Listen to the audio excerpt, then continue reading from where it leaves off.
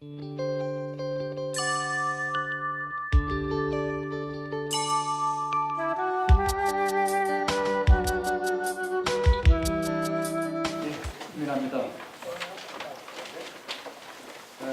우리 대한민국 지금 촛불 때문에 뜨겁습니다.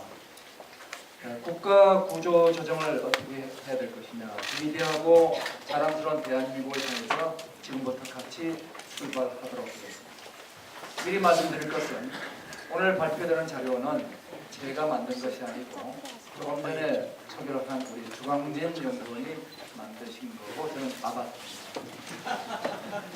우리 대한민국 일제강점기 또 전쟁으로 약탈되고 황폐화된 국가였죠. 문맹률 70% 그리고 인당 국민소득 67번, 세계 제일 가난한 나라였습니다. 이런 나라가 경제성장과 민주화를 동시에 이룩한 자랑스러운 국가가 됐습니다. 문맹률 1%대, 경제규모 11위, 대단한 나라죠. 특히 북한하고 비교해보면 그 차이는 더욱 두드러질 겁니다. 자, 그런데 우리 현 주소를 놓고 보면 우리 대한민국은 점유율 순위에서 세계 탑5에 들어가 있는 품목들이 대단히 많습니다. 이램, 디스플레이 세계 1위죠.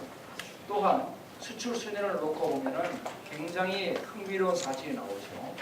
수출 순위는 바뀔 수가 있지만 여기에 새롭게 탑10에 들어가는 국가는 지난 60년 동안에 딱 3개 나옵니다.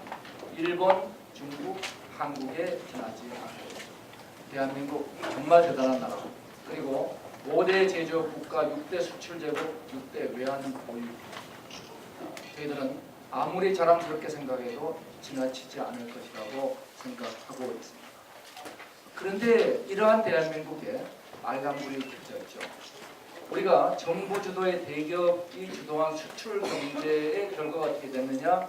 세계 경제 성장률의 3배를 성장한 나라가 이제는 평균 이하로 떨어지고 국제 경쟁 순위는 매년 뒷걸음치고 있는 중이죠.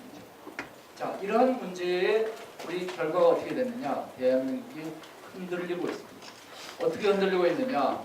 우리 대한민국을 보면은 한국이 싫어서 이민을 가겠다고 생각한 사람이 무려 88%에 해당되고, 그리고 한국을 부끄럽다고 생각한 사람이 93%에 달하고 있습니다. 그중 57%는 무엇 때문에? 바로 정치 불신 때문에 한국이 부끄럽다고 얘기를 하고 있죠.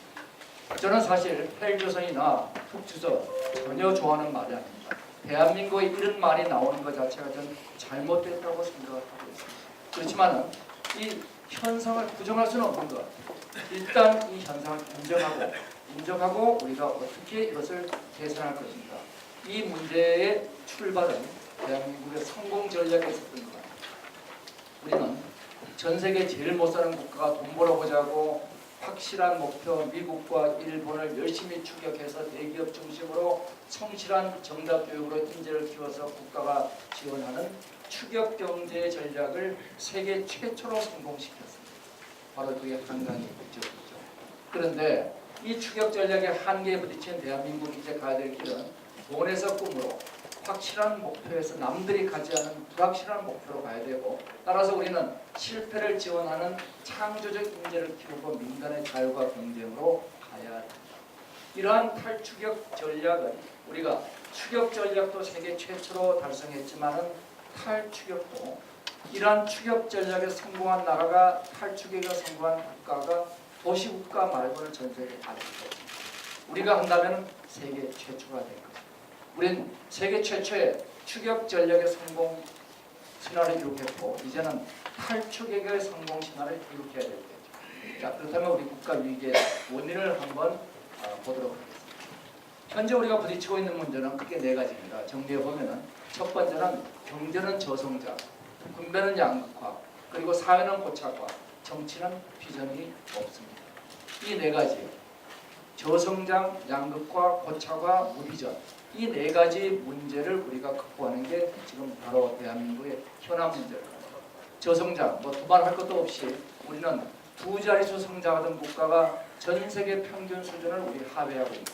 국제 경쟁력 나래갈수록 떨어지고 있고 전 세계 평균 기업 수익보다 지금 낮은 기업 수익을 보여주고 있습니다. 성장 동력 한마디로 꺼져가고 있죠. KDI 연구에 의할 것 같으면 국가가 성장하는 단계에 따라서 3만 불을 선을 중심으로 급격히 성장률이 하락하고 있습니다. 그래서 여기 있는 국가가 싱가포르, 이것이 홍콩, 이 두 개의 도시국가를 제외하고 우리가 문제를 보면 독일, 일본 이와 같이 3만 불 넘어서면 이들도 간신히 성장을 이어가고 있고 이탈리아는 오히려 성장이 마이너스로 돌아서고 있습니다. 과연 대한민국은 어디로 갈 것이냐? 우리가 독일 쪽으로 갈 것이냐, 일본 쪽으로 갈 것이냐, 이태리 쪽으로 갈 것이냐. 이제 대한민국이 앞으로 돌파구인데 이 2만 불 늪을 중심으로 그 이전까지 국가의 성장의 키워드는 효율과 경쟁입니다. 근데 그 이후의 성장의 키워드는 효율과 경쟁이 아니라 혁신과 신뢰로 바뀌게 되죠. 과연 우리는 혁신을 하고 있고 신뢰를 주고 있는가? 우리의 질문일 것입니다. 우리 양극화 문제를 놓고 보면 1차 분배가 양극으로 벌어지고 있습니다. 80년대 후반만 하더라도 대한민국의 대중소기업의 급여 차이가 거의 없던 나라죠. 이런 나라가 지금은 거의 2배로 벌어져 있습니다. 또한 우리가 상위 10%의 소득 비중, 소위 BKT 지수를 놓고 볼 것 같으면 1995년만 하더라도 29%에 불과하던 세계적으로 굉장히 평준화했던 양극화 구조가 이제는 미국 다음으로 악화된 구조로 벌어지고 있는 중이죠. 바로 이러한 양극화 사회로 가는 첫 번째 이유는 국가가 95년에 비해서 2012년까지 15년 사이에 비교를 해보면 우리 대한민국 2.2배 GDP 성장이 하는데 그 중에서 기업 소득은 6.9%, 그 비중이 6.9% 늘어난 반면에 이 가계소득 상위 1%, 9%, 하위 90%의 가계소득 전체는 8.6%가 감소하고 있습니다. 첫 번째 문제는 이러한 기업소득 증가와 가소득 감소가 어떤 결과를 초래하고 있느냐.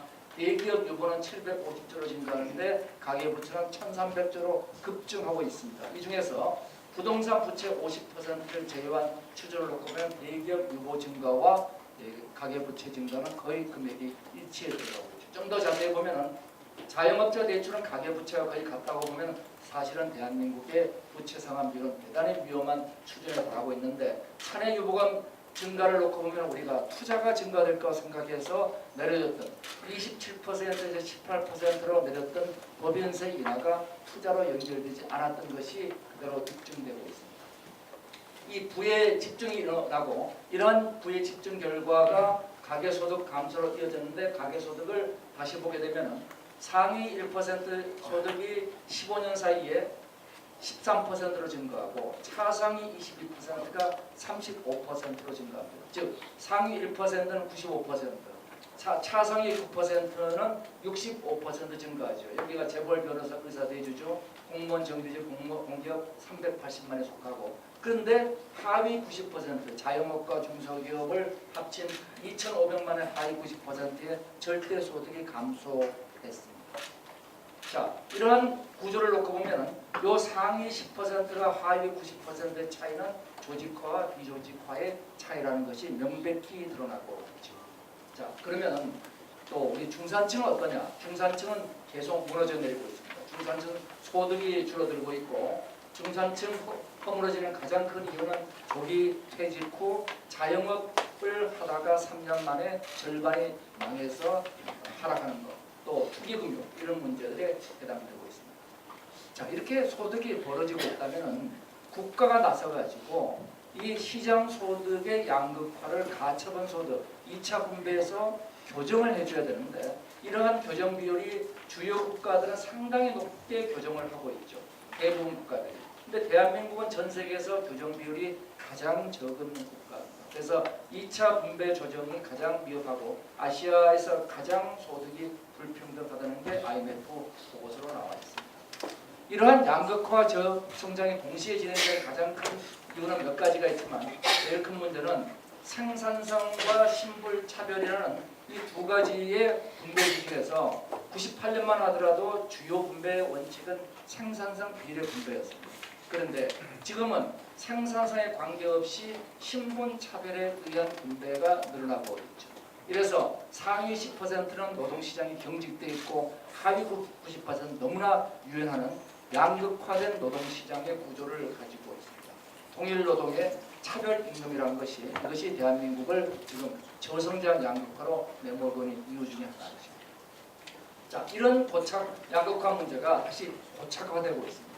이런 고착화 문제를 보면서 우선 기업을 보면은 미국은 상위 10대 기업 중에 탑5가 35살 이하 기업입니다. 그런데 50%죠. 탑5. 한국은 상위 10대 기업 중에서 35세 이하의 기업이 딱 하나밖에 없습니다. 우리는 기업 구조가 고착화되어 있습니다. 거기에 우리는 부의 대물림이 지금 이전 자산 비중이 1조 원 이상 부자의 84%가 상속형 부자인데 미국은 33, 일본은 12%에 불과합니다. 그리고 우리는 경제적 지위가 지금 혁신에 의해서 이 물려받은 소득에 의해서 받는 것들이 줄어들다가 다시 늘어나는 구조로 지금 90년대 이후에 바뀌고 있습니다. 부의 대물림이 이루어지고 있죠. 그 결과 이 사회의 인식은 어떻게 바뀌었느냐? 세대 내 이동, 세대 내 신분 상승의 가능성에 대해서 90년대 중반만 하더라도 5%밖에 부정적인 비중이 없었는데 이제는 62%가 나는 이 생에서는 신분 상승이 안 될 것이라고 포기를 하고 있습니다. 자, 세대 간도 마찬가지입니다. 11%의 부정적 비율이 이제는 절반, 우리 아들도 역시 안 될 것이야. 이래서 우리는 흑수저 논쟁에 지금 들어가 있는 거죠. 이러한 것들이 뒷받침되고 있는 것이 이제 보면은 평균 서울 평균 95명이 입학하는 서울대 입학 중에서 강남 서초가 집중이 되어 있습니다. 강남 서초에 집중이 되어 있는데 이 집중된 비율을 놓고 보면은 분명히 비교하는 것은 부모 소득이 100만 원 증가할 때 수학 영어 성적이 1.9, 2.9% 상승을 하고 있습니다. 사라지는 계층 사다리가 바로 이 교육의 계층 이동이 사라지고 있는 거죠. 그런데 그나마 이 학교에 들어가는 학생들이 국가를 위해서 좋은 일을 해주면 얼마나 좋겠습니까마는 실제 KDI 연구에 같으면 점수를 올리는 사교육은 창의성을 떨어뜨리고 자아존중감을 떨어뜨리고 목표의식을 떨어뜨린다는 결론을 내고 있죠. 즉 서울대는 들어갔는데 국가혁신 역량에 큰 기여를 못할 가능성이 너무나 크다는 겁니다. 이러한 양극화, 고착화가 이제는 불신사회로 가고 있습니다. 대한민국의 불신 비율을 놓고 보면 전 세계 OECD 신뢰지수 우선 최하위권, 그리고 행복도 지수를 놓고 보더라도 우리나라가 OECD 행복도 지수 바텀 3에 우리가 들어가 있습니다. 우리 밑에 다행히 터키하고 멕시코가 있는 게 무지하게 다행히 좋습니다. 자, 이래서 이제 우리 대한민국 출산에서부터 시작해서 교육, 환경, 노동시간, 행복지수, 가계부채 비율, OECD 자살률 지금 9년째 1위고 노인빈곤율 압도적 1위고 우리가 49%인데 우리 다음 국가는 22%밖에 안 되는 구조를 가지고 있죠. 자, 이러한 문제를 우리가 누가 풀어내야 될 것이냐? 정치가 풀어야죠. 자, 정치가 풀어야 되는데 이 정치는 이 성장을 할 것이냐 분배를 할 것이냐 이 문제를 양극화와 황폐화의 토론 가지고 하나의 답으로 풀려다 보니까 아무 문제를 풀지도 못하고 있습니다. 갈등 조정 능력이 이게 이 축이 그 나라의 갈등 관리 역량이고 이쪽 축이 갈등 지수입니다. 갈등이 낮고 역량이 높은 이 나라들이 인류 국가가 되는 거죠. 이건 너무나 명확합니다. 한국은 현재 여기라고 하고 있는데 최근 한국은 저는 추산하건대 이 정도로 이동하지 않았나 생각을 하고 있습니다. 최고의 갈등 지수에 우리가 갈등 관리 역량은 제대로 안 나와 있는 거죠. 자, 이 문제를 우리가 어떻게 극복해야 될 것이냐. 분배를 악화시킬 것 같은 성장 정책은 폐기됩니다. 대기업에 도움이 될 것 같은 정책 반대하는 사람이 무지하게 많습니다. 또 우리가 성장을 악화시킬 것 같은 분배 정책도 폐기합니다. 그래서 모든 정책들이 제대로 가지를 못합니다. 일관성이 결여되고 비전이 정치라는 리더십이 있죠. 이거를 우리는 잘 모르는데 전 세계는 다 알고 있습니다. 바로 월드 이코노미 포럼이 내놓은 이 보고서를 보면 이렇죠. 대한민국의 국제 경쟁력을 깔아먹는 요소 바로 이겁니다. 여기 금융시장, 여기 노동 유연성. 자, 노동의 효율성과 금융시장의 성숙도 82, 77이 한마디로 우리가 OECD 꼴찌 국가입니다. 그런데 이러한 원인이 나온 얘기는 뭐냐? 제도의 경쟁력 63위로부터 나옵니다. 이 제도의 경쟁력 63이 어디서 나오느냐? 정부의 소위 통치 능력에서 나오는 거죠. 이 정책 분야의 비개방 패러독스를 보면 국제 경쟁력 하위권, 금융노동 제도, 이 하위권 분야가 우수 인력의 블랙홀이라는 대한민국의 패러독스를 가져가고 있습니다. 자, 그러면 글로벌 경쟁력과 대우와 보상은 어떻게 다르냐? 글로벌 경쟁력 탑3에 올라가 있는 우리 IT 보상 굉장히 적습니다. 그렇지만 글로벌 경쟁력의 바텀에 있는 금융의 보상 굉장히 높은 보상을 하고 있어요. 글로벌 경쟁력과 대우와 보상이 전혀 일치에 들어가고 않죠. 그래서 개방을 통한 혁신, 공정 경쟁과 노동의 유연성 아무리 강조해도 지나치지 않을 겁니다. 이러한 국가 구조가 만들어진 과정을 놓고 보면 1980년대까지 세계 경제는 호황이었고 중국은 내부 혼란, 2차 산업혁명 시기에 최빈국 한국이 빠른 추격자 전략으로 우리가 대통령 대기업 중심의 수출 주도 저복지 고성장으로 남들이 200년 동안 이룩한 1, 2차 산업혁명을 우리는 불과 30년 만에 완수를 했죠. 자, 이러한 추격자 정도의 성공을 우리가 이룩하면서 우리는 산업화 기득권이 등장합니다. 그러면 사회 갈등이 표출되고 우리는 IMF를 맞았는데 마침 벤처를 중심으로 3차 산업혁명을 선도하게 됩니다. 그런데 이후에 민주화 기득권 등장함과 동시에 산업화 기득권과 함께 양극화를 확대시키고 추격 전략에 한계에 부딪혔는데 우리 관료들은 과거의 실패, 과거의 성공, 지금의 실패 경로에 의존하고 국가 전략이 부재하는데 중국은 부정하고 4차 산업혁명은 쓰나미처럼 몰려오고 있는 중이죠. 자, 그러면 우리 저성자, 양극화, 고착화, 비전업 정치 이 네 가지 문제를 극복하기 위한 전략 방향을 보도록 하겠습니다. 우리는 지금까지 열심히 하면 된다고 생각했어요. 추격하는 추격형 경제에서는 우리가 무엇을 할 것이냐는 간단합니다. 미국, 일본이 뭐 했는가 보고 따라가는 거죠. 방향을 우리는 결정하는데 주력을 두지 않았습니다. 대한민국 이사회는 보드 오브 디렉터인데 전혀 역할을 하지 않는다고 해도 과언이 아니죠. 우리는 열심히 했습니다. 집행을. 이 추격 전략의 제일 좋은 건 가불구조, 상명하복의 가불구조 문화고 정책 집행의 효율을 갖고 가기 위해서 정부의 통치를 중요시했어요. 그런데 이제는 우리가 방향을 잡고 나가지 않으면 미래에 불확실한 미래에 도전할 수 없게 되죠. 추격에서 탈추격으로 가면서 우리는 참여와 토의 정책 결정의 개방 참여, 시민 참여로 가야 되는데 바로 이 과정을 우리가 제대로 못 가고 있습니다. 자, 이걸 가기 위해서 우리는 저성장 양극화 고착화 무비전을 해소하기 위한 국가 거버넌스의 민주공화국을 만드는 그런 두 개의 축일 겁니다. 하나는 사람, 하나는 제도. 이 두 개의 축을 만드는 게 제도의 역량, 교육의 역량. 이것이 네 개의 우리가 조직을 통해서 발현돼서 자랑스럽고 위대한 대한민국으로 자 한번 가보도록 하겠습니다. 자, 우리가 해야 될 일은 수출 성장을 혁신의 안전망으로 순환시키는 성장 정책, 소비 내수를 사회 안전망으로 전환시키는 분배 정책, 그리고 공정과 유연성을 이동성으로 연결시키는 사회 정책, 그리고 개방과 참여를 신뢰와 연결시키는 정치로 만들어질 겁니다. 이러한 정책에 가장 중요한 건 이제는 철권, 가불 구조가 안 되기 때문에 이제 정책이 필요한 것은 좋은 정책은 국가의 공익과 개인의 사익이 일치하는 국가 인센티브 시스템의 설계가 중요하다는 거죠. 개인의 사익 추구를 하면 국가 발전이 되고 개인의 사익 추구를 통해서 국가 발전이 되는 이것이 국가가 만들어가는 리더십이라는 겁니다. 리더는 국가의 공익을 추구하고 대중은 개인의 사익을 추구하도록 내버려둬라. 그 반대가 되는 건 후진국이 되는 거죠. 자, 그러면 개인의 기대값을 바꾸는 거 어렵습니다. 우리 청년들 보고 창업을 해라 어렵습니다. 그거 바꾸는 거 어려워요. 그렇지만 개인의 기대값이 국가의 목적에 부합하는 사회적 인센티브, 창업하는 게 본인에게 유리하도 인센티브 시스템을 설계하면 하지 말려도 하게 되는 거죠. 이래서 혁신을 우리가 보상하는 연결고리가 바로 이 공익과 사익을 순환시키는 연결고리가 혁신입니다. 혁신이 없는 분배 구조는 결국 갈등입니다. 제로섬 게임에 누가 한 명이 돈 벌면 한 명은 손해보게 되겠죠. 그래서 혁신이 없는 이익에 대해서는 중과세를 하고 혁신의 보상은 강력하게 하자.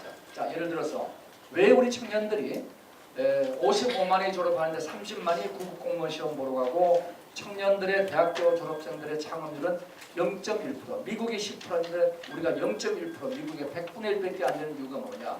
우리 청년들이 나쁜 친구들이라서 전혀 아니라는 얘기입니다. 창업의 기대값이 공무원이 되는 거의 기대값보다 적기 때문입니다.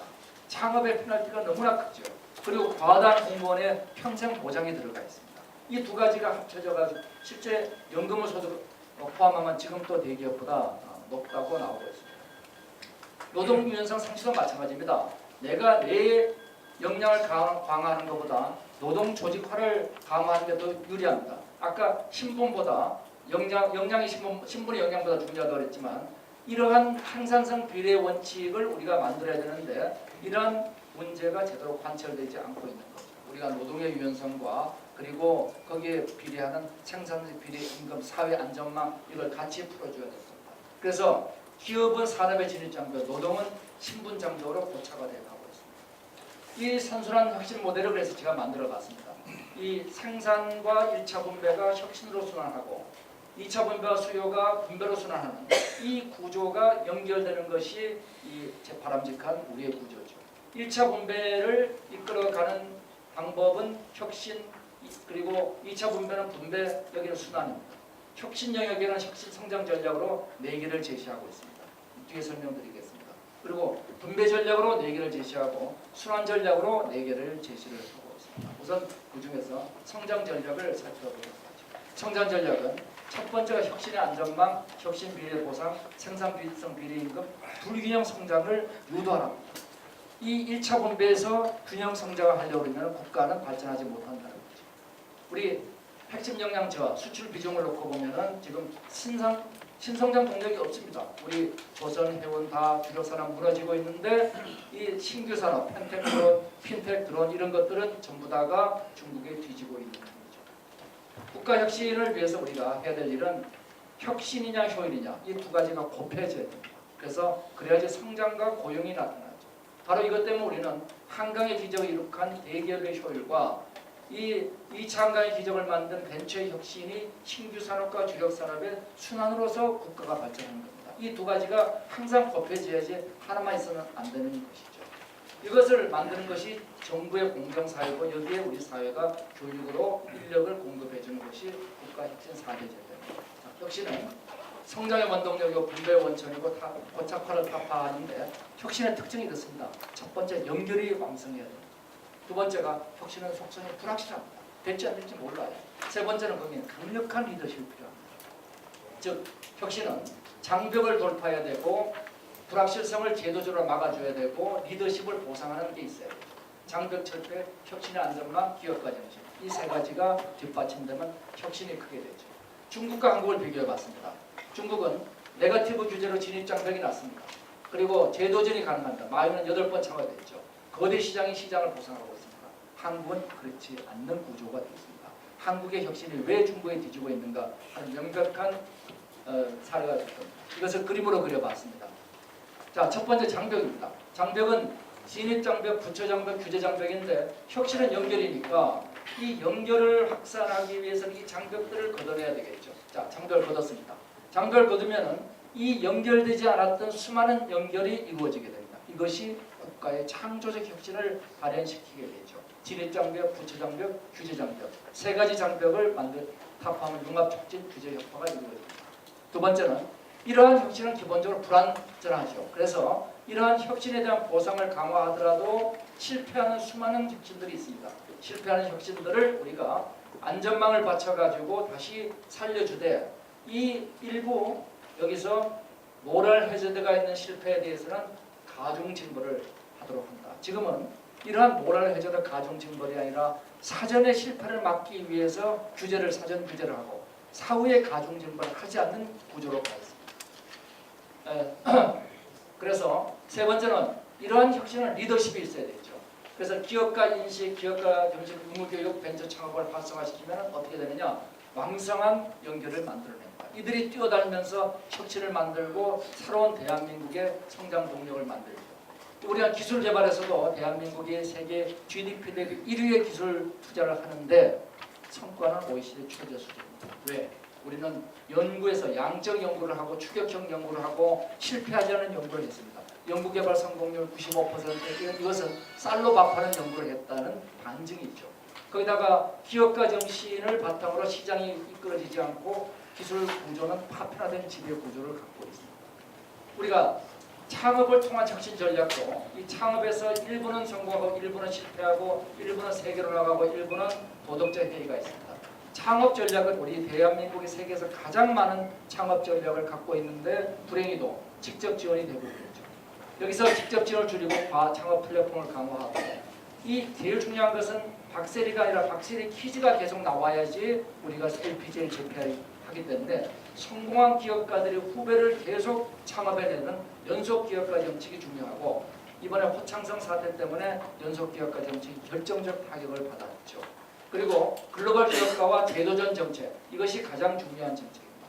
모든 창업 정책을 다 없애고 원칙적으로 제도전만 허용해주고 그리고 너희들이 신용불량자 안 되게 해준다. 그러면은 대학생들의 창업 희망률이 3%에서 20%로 올라갑니다. 제가 500명 대학생들에게 조사해본 결론입니다. 그래서 우리는 실패에 대한 지원이 아니고 실패를 징벌했죠. 그러니까 혁신을 저하합니다. 감사원은 정책감사를 통해서 공무원 혁신을 저하고 그리고 과학기술 지금은 미래부는 연구개발평가 제도를 통해 가지고 기술 혁신을 저해하고 검찰은 배임제를 통해 가지고 기업 혁신을 저해하고 그리고 모든 금융기관은 무한책임 주식회를 통해서 저희 기업의 활동을 저해하고 있습니다. 창업 활성화에 대한 7대 정책은 제가 넘어가도록 하겠습니다. 자, 분배 어떻게 나올 것이냐. 사회 안전망과 신뢰 투명성, 생산과 복지 연결, 불균형 감축이 될 겁니다. 지금 대한민국의 내수 부진입니다. 이 분배가 안 되니까 그렇죠. 지금 우리가 그런 것처럼 13% 대한민국 가구가 월 소비가 100만 원 이하라는 거죠. 일본보다 낮은 소비 성향, 초고속 소비 절벽으로 우리 들어가고 있습니다. 왜 이렇게 되고 있느냐? 우선 사는 비용이 증가되고 있습니다. 두 번째가 소득이 감소합니다. 세 번째 미래가 불안합니다. 따라서 우리는 이 문제를 풀기 위해서 제일 큰 주택교육정책과 최저임금과 사회보장 이것이 신속히 정비돼야지 이 문제를 해결할 수가 있을 것입니다. 우리 한국의 분배 구조를 보면 이쪽 축이 참여되는 사람들 이쪽 축이 GDP 부가가치고 요 위에 있는 것이 뭐냐면 임금을 뺀 소득입니다. 자본임이죠. 놓고 보면 여기 있는 자영업과 중소기업의 경제 여기는 이권을 통해서 얻는 주로 라이센스 사업들 그리고 여기는 혁신을 일으키는 벤처와 대기업들 이것이 공공경제 부분인데 보시다시피 이 부분이 지리장벽을 통한 지대 수익이 중소기업과 자영업 전체의 2배 수준에 해당되고 있습니다. 바로 여기에 혁신 없는 수익에 대한 정세를 반드시 해야 된다는 이유가 나오는 것이고 우리가 궁극적으로 가야 될 길은 이 부분을 키워주는 겁니다. 따라서 우리는 전부 다 이 지대 수익을 줄여서 혁신으로 그리고 이 부분을 계산해서 혁신으로 공공을 더 스마트하게 만들어서 혁신으로 끌고 가는 거죠. 우리 대한민국의 고체가 된 원리를 보면은 산업화, 민주화, 각각 대기업과 정규직이 조직화된 세력입니다. 여기는 과다한 산업 요구를 받고 있고 노동 유연성이 과소하죠. 여기는 완전히 반대입니다. 수익성이 과소하고 노동 유연성이 과소한 거고 노동 유연성이 과다하는 거죠. 비조직화 세력입니다. 이들이 올라가는데 양극화된 산업구조, 양극화된 노동시장이 존재합니다. 이 넘을 수 없는 장벽 때문에 고체화가 만들어져 있는 거죠. 이걸 하기 위해서 우리는 이 대기업과 중소기업의 공정거래, 기업 법인세의 정상화, 혁신 안전망 세 개가 필요하고 이 부분을 정상화하기 위해서 생산성 비례 임금과 노동 유연성과 사회 안전망이 필요합니다. 이 산업화 민주화뿐만 아니라 정부도 중앙정부와 지방정부, 국민도 상위 10%가 하위 90%가 우리는 나눠져 있는 구조가 되어 있습니다. 이러한 분배 문제는 성장과 사회 안정성과 고체화 타파를 위해서 너무나 중요하죠. 공정, 투명, 순환 세 가지가 핵심일 겁니다. 생산성 비례, 부의 원천 규명, 사회 안전망. 그래서 스웨덴과 한국을 비교해봤습니다. 우리 스웨덴은 생산성 비례임금 하니까 1.1 소위 새로 신규 채용된 사원하고 30몇 년 사원의 임금이 1대 1.1입니다. 독일이 1대 1.9입니다. 한국은 많은 경우 1대 4.3까지 벌어집니다. 소득세를 모두 공개하고 있죠. 우리는 개인정보보호법을 막고 있습니다. 생산과 복지를 순환시키는데 우리는 두 개가 분리가 되겠죠. 우리는 이 공정투명순환이라는 분배 3대 원칙을 제대로 지켜가야 될 겁니다. 생산은 초과 임금의 양극화 문제를 보면 기아 광주공장의 정규직은 1억, 정확히 9,700인가 할 겁니다. 산해하청 5천, 2차 협력사 2,800. 동일한 일을 하는데 동일한 임금이 아닙니다. 구이어 스컬런도 사건에서 보다시피 거기에 정규직 5,300, 비정규직 2,000입니다. 생산성을 초과한 과도임금 결과 기업들은 어떻게 하느냐? 기아 현대차는 12개 공장을 만들면서 국내에 하나도 안 만들었죠. 전부 다 해외에 만듭니다. 그 다음에 저가 가치를 확산하고 로봇 도입을 세계 최고 수준으로 끌어올립니다. 자, 그 결과적으로 청년 일자리 미스매치가 만들어집니다.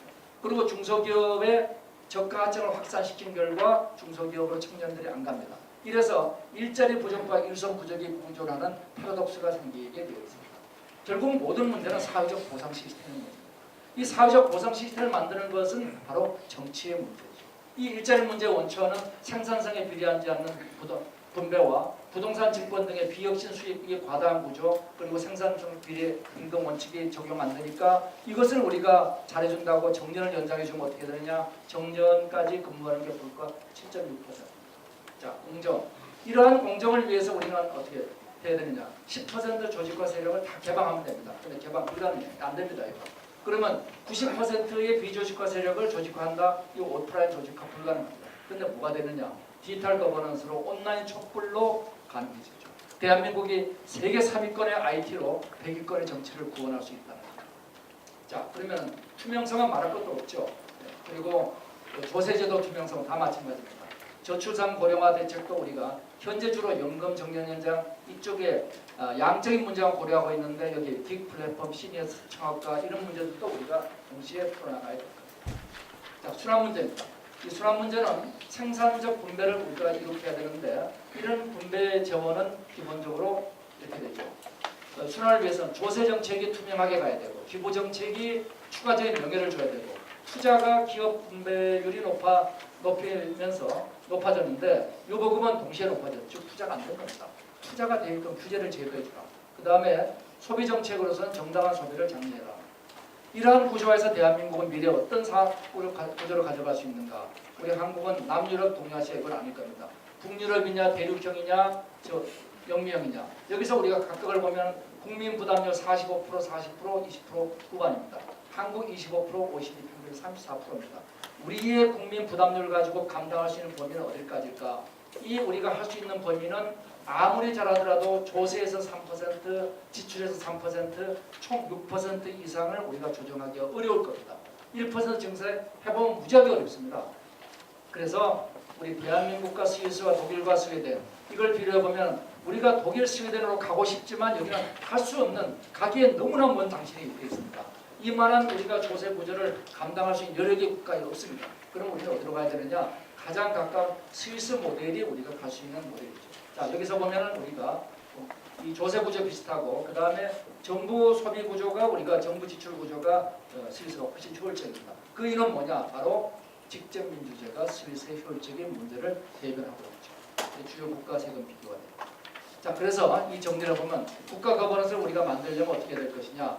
이러한 일을 하기 위해서 우리는 집행을 위한 오토 정부 4.0, 그 다음에 우리가 권력을 의사결정을 위한 융합민주주의 이 두 가지를 통해서 글로벌 디지털 정치를 선도해보자. 이것이 대한민국이 추격 경로를 제시한 데서 탈추격 경로 국가로 가는 길이다 하는 거죠. 예를 들어서 현재 우리가 이러한 정부 부처가 마음에 안 든다고 뜯어고칩니다. 어떻게 뜯어고치냐? 이런 여러 부처들을 앞뒤좌우로 뜯어고칩니다. 결론적으로 모든 조직은 모순이고 그 연구 결과는 이렇습니다. 기존 조직 개혁의 성과 분석을 해보면 성과 없다는 거예요. 어떻게 뜯어고쳐도 성과가 없다는 거예요. 그래서 오프라인 조직 뜯어고치면 성과 없으니까 온라인, 오프라인을 연결하는 이러한 조직 구조를 가지고 정부를 만들라는 거예요. 이 클라우드 공유 정부와 오프라인의 분산 정부, 공유와 분산이 온오프라인에서 연결되는 정부가 정부 4.0이라는 거죠. 그래서 이 오프라인에서 데이터를 수집, 저장해서 최적화시키는 이것이 정부 4.0입니다. 여기에 꼭 필요한 게 연결을 저해하는 규제들, 데이터 수집 규제, 저장 규제, 융합 규제를 우리가 신속히 없애줘야 된다. 이걸 하기 위해서 우리는 뭐가 필요하냐? 블록체인이라는 신뢰 기술이 필요합니다. 우리가 분산하거나 통합하거나 전부 다가 모순이죠. 이 모순 문제를 해결하기 위해서 디지털 거버넌스로 무투표 비용을 해보자는 겁니다. 이것이 바로 촛불의 상식입니다. 근데 이것을 우리가 문화 구축을 하면 오랜 시간이 걸리는데 신뢰 기술로 하면 금방 할 수 있습니다. 바로 이것이 블록체인이라는 거죠. 블록체인은 단순한 비트코인 같은 화폐일 뿐만 아니라 암호화폐인 동시에 공공보안 그리고 산업 운용, 거래 결제 수많은 신뢰가 필요한 곳은 전부 다 블록체인에 들어가고 있는 거죠. 그래서 우리가 이 많은 비용이 들어가는 투표를 무비용 투표를 하게 되면은 이 스위스와 같이 10만 명 발의의 국민 투표, 5만 명 발의로 검증하는 스위스 제도가 우리는 소위 디지털 블록체인 투표로 도입할 수 있게 됩니다. 그러면 우리는 이 직접민주제를 도입할 수 있는데 직접민주의 문제가 소위 질적인 문제에 따라가죠. 이것을 우리가 수거민주제로 보완하는 구조를 가져가자. 이래서 국민 집단, 지방정부, 중앙정부가 블록체인 싱크탱크로 연결하는 융합민주주의를 가져야 됩니다. 여기에 가는 길을 한 번에 못 가죠. 여론수렴부터 시작해서 정책 참여, 정책 결정, 선거대책, 혁신국가로 가자. 첫 번째 여론수렴을 하자 합니다. 여론수렴 할 수 있습니다. 지금 당장 우리가 할 수 있습니다. 그러면 살아있는 우리가 정치를 할 수 있죠. 그 다음에 블록체인 확산을 통해 가지고 이제는 아파트 단지 주민 관리부터 시작해서 정당 지자체까지 블록체인을 확산하고 그리고 궁극적으로 디지털 민주주의로 가자는 거죠. 우리는 상하원 제도가 없습니다. 우리는 단원제입니다. 이 단원제는 그럼 지금까지 상위 10%를 대변해 왔는가 하위 90%를 대변해 왔는가 상위 10%를 대변해 왔다는 게 실증 결과입니다. 따라서 하위 90%를 대변한 하원을 따로 만들지 말고 이 직접민주제로 만들면 우리가 융합민주주의를 당원제 더하기 디지털 직접민주주의로 갈 수 있다는 거죠. 자, 이래서 우리 국가조직개혁 방향을 보면 행정기법, 사법, 교육, 금융, 역사라는 각각 세 개의 공공 분야와 세 개의 민간 분야에 대한 예를 제가 들어드렸고 이걸 하기 위한 10대 국가 과제는 그냥 표로 제가 배치를 하도록 하겠습니다. 마지막 개헌 문제는 우리 민주공화국으로 가는 이 개헌에 있어서 우리 정말 대한민국은 제왕적 대통령 구조화에서 사용자 징크스는 필연적이기 때문에 인사징벌 예산 정보권의 분리가 핵심이고 이를 위해서 우리는 이 해외 정치 시스템을 반영해서 이와 같은 개헌을 하라는 겁니다. 그래서 제가 총 8개의 개헌 정을 달았습니다. 첫 번째가 우리 올바른 역사이식, 그 다음에 불구속 수사 원칙, 그 다음 동일노동 동일 임금의 청명, 그리고 국민들이 발의 및 제의 요구권, 그리고 국정감사를 국회로 일원화시키고 그 다음에 배심원 제도를 도입하고 지방자치의 조세권을 명문화시켜주고 그 다음에 기업가 생존 발현과 규제 최소화를 반영하라는 것. 이상 저에게 주어진 시간에 맞춰서 끝내도록